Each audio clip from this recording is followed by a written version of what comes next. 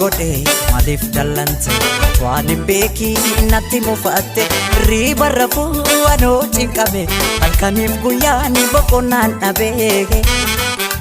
Ainsi eegaan abdiin kutuu si maleen fedhu amma dhumaattu kootu kootu kootu kootu kootu anaaf jedhi kootu si malee jireenyaa dacheen naa mijootu kootu maaloo kootu as kootu kootu kootu anaaf jedhi kootu si malee jireenyaa dacheen naa mijootu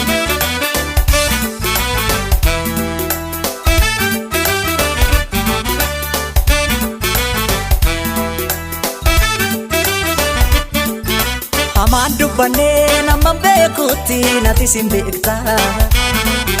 Otoo naan galiin otoo ani beekin maaliif dallanta Ammas sin eegaa ennufta jedhee nala ilaala Otoon deebi'iin achumaa naftee bitaa nagadee amma lalmala Hamaan dubbannee nama beekuutti nati sin beekta Otoo naan galiin otoo ani beekin maaliif dallanta Ammas sin eegaa ennufta jedhee nala ilaala Otoon deebi'iin achumaa naftee bitaa nagadee amma lalmala Gatiin deemiin narraa fagaatte otoo ani hin beekin natti mufatte Anfiran qabuun ni beekta ture eenyutan obsa anoo si malee Kootu maaloo kootu maaloo kootu kootu kootu anaaf jedhi kootu si malee jireenyaa dacheen naa mijootu Kootu maaloo kootu as kootu kootu kootu anaaf jedhi kootu si malee jireenyaa dacheen naa mijootu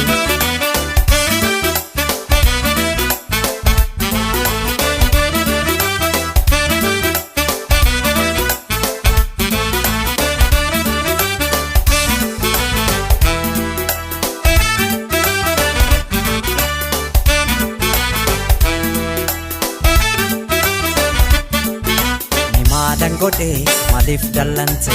waan hin beekiin natti mufatte riba rafuu anoo cinqame halkaniif guyyaan boqonnaan dhabe Ainsi eegaan abdiin kutuu si maleen fedhu amma dhumaattu kootu kootu kootu kootu kootu anaaf jedhi kootu si malee jireenyaa dacheen naa mijootu Kootu maaloo kootu as kootu kootu kootu anaaf jedhi kootu si malee jireenyaa dacheen naa mijootu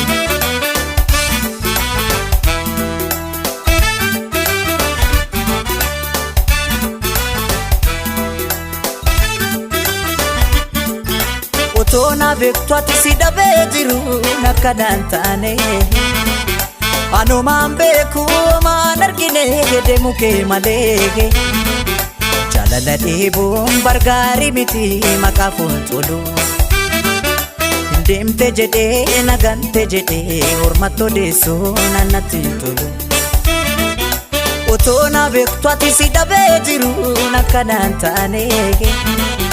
Anumaan beeku maan argine deemu kee malee Jaalala dhiibuun bargaarii miti maqaa fuulduru Deemte jedhee wallolle jedhee hormatoo deessuun annatti tolu Gatiin deemiin narraa fagaatte waan hin beekin natti mufatte Anfiran qabuun ni beekta ture eenyutan obsa anoo si malee Kootu maaloo kootu kootu kootu anaaf jedhi kootu si malee jireenyaa dacheen naa mijootu Kootu maaloo kootu as kootu kootu kootu anaaf jedhi kootu si jireenyaa duniyaan nan taatu